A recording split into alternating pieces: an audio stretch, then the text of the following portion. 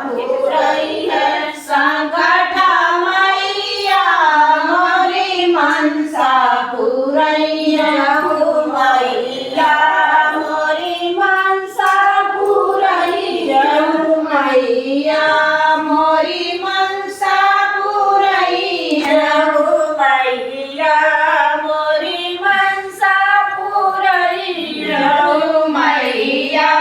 मोरी मनसा पुरई हो मैया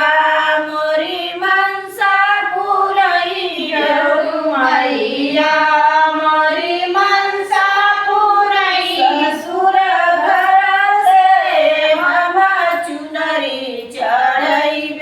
ससुर घर से हम चुनरी चढ़ई ससुर घर से हम चुनरी चढ़ई ससुर घर से हम चुनरी चढ़ई कथा मैया मोरी मनसा पुरई संकट मैया मोरी मनसा पुरई मैया मोरी मनसा पुरई हो मैया मोरी मनसा पुरई हो मैया मोरी मनसा पुरई हो मैया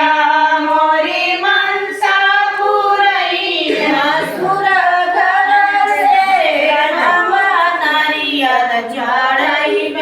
ससुर घर से हम नारियल चढ़ई ससुर घर से हम नारियल चढ़ई ससुर घर से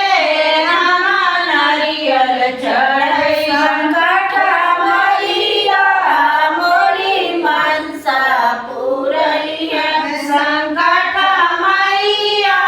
मोरी मनसा पुरई हो मैया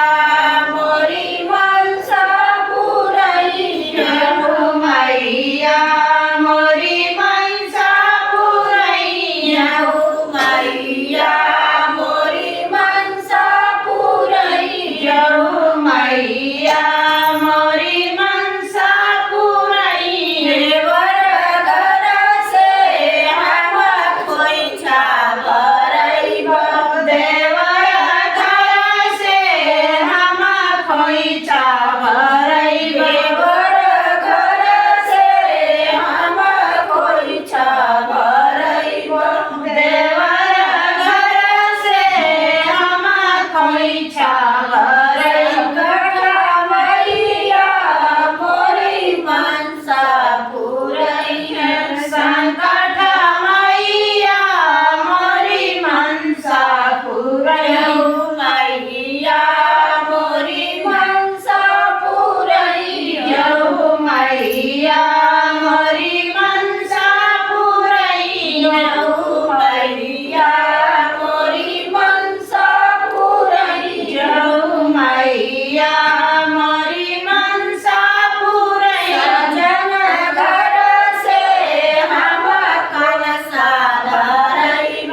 सजन घर से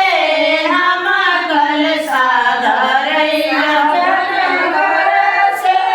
हम कलसा धरई सजन घर से हम कलसा धरई कथा मैया मोरी मनसा